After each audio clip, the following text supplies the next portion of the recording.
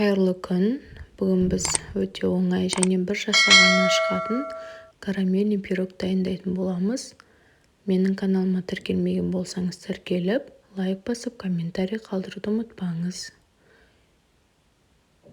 Бізге алдымен бір жұмыртқа, 80 грамм қант, жақсылап араластырып,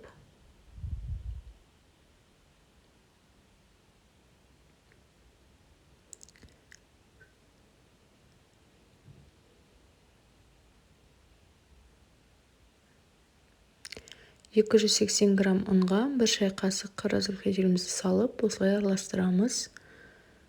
Және бөлме температурасындағы 180 грамм сливочный майымызды қосып, крошка дайындаймыз. Жаңағы жұмыртқамыз бен қантымызды салып, осындай жұмсақ қамыр дайындаймыз.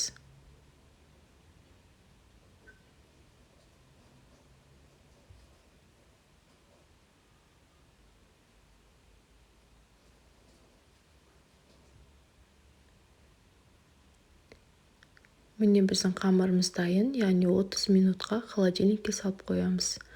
Табамызды осылай майлап аламыз. Қамырымызды жайып, вилкамен тесіп, морозильникке 15 минутқа салып қоямыз. Салып қою себебіміз, яғни қазір пеште пісірген кезде ол көтеріліп кетпейді. Осылай қамырдың бір бөлігінен осындай әдемі узорлар жасап шығамыз. Ал енді начинкасына 350 грамм вареная сгущенка, 2 жұмыртқа жақсылап араластырамыз.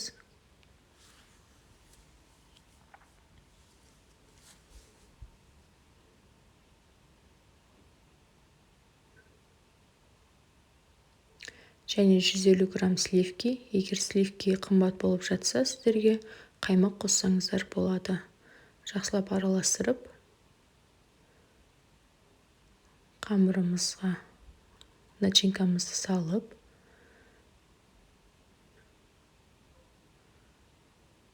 осылай сәндеп шығамыз. Және қызып тұрған отта вверх-вниз режимінде 180 градуста пісіріп аламыз. Біздің пирогымыз дайын. Сәндік үшін осындай сахарный пудра сепсеңіздер болады. Жасап көріңіздер. Видеомды соңына дейін көргендеріңіз үшін рахмет.